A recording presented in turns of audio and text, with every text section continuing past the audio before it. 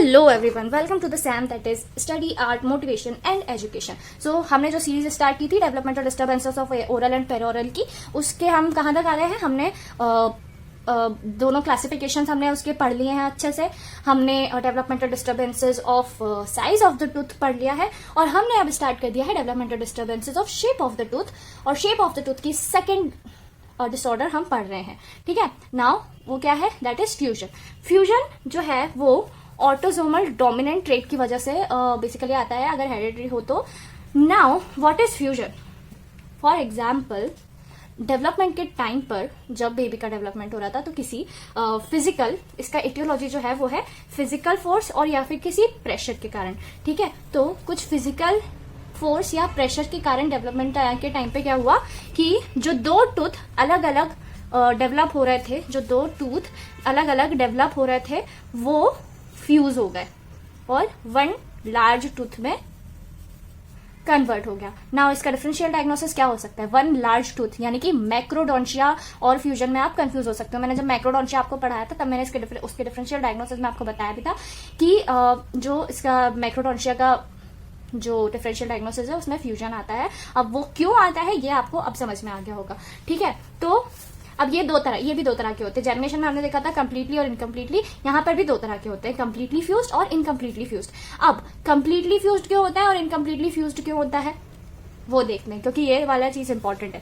Completely fused क्या होगा, कब होगा? जब बेबी का डेवलपमेंट हो रहा था उसी टाइम अगर कॉन्टेक्ट हुआ है किसी फिजिकल फोर्स या प्रेशर की वजह से, तो कैल्सिफिकेशन तो उस टाइम पे हुआ नहीं होगा।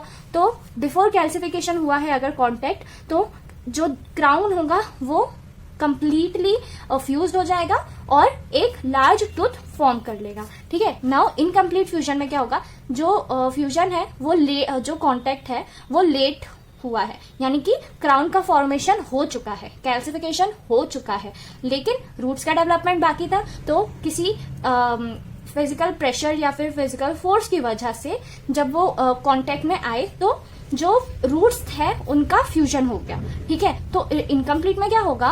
इनकम्प्लीट में ये होगा कि एक आपका ये टूथ हो गया, एक आपका ये टूथ हो गया, लेकिन इनकी जो रूट है वो सेम है।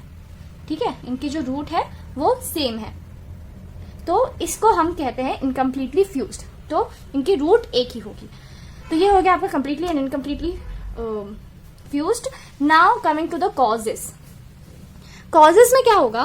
This is our causes. तो ये जो ज्यादातर ना डेसिडियस टूथ में देखने को मिलता है। ठीक है, अगर डेसिडियस टूथ के कंडीशन में अगर फ्यूजन हो रहा है तो जब परमानेंट टूथ जो है जब वो आने वाला होगा लेकिन वो नहीं आ पाएगा because of this condition at the time of primary tooth. Okay, तो प्राइमरी टूथ के टाइम पर अगर फ्यूजन देखने को मिलता है तो सेकेंडरी टूथ जो है वो इरप्ट हो ही नहीं पाएगा। डेंटल कैरीज, ऑब्वियस सी बात है, डेंटल कैरीज ज्यादा दिखने लगेंगी।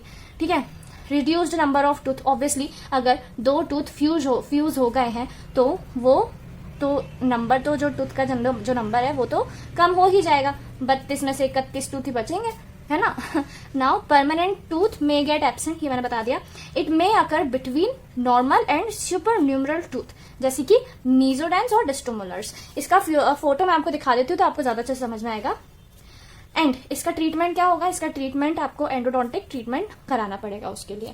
सो this is it, this is all about fusion and I hope आपको अच्छे से समझ में आया हो एंड आई होप कि this video will help you to clear your concept about these things. So thank you so much for watching and next video में हम स्टार्ट करेंगे कॉन्क्रीसेंस। Thank you.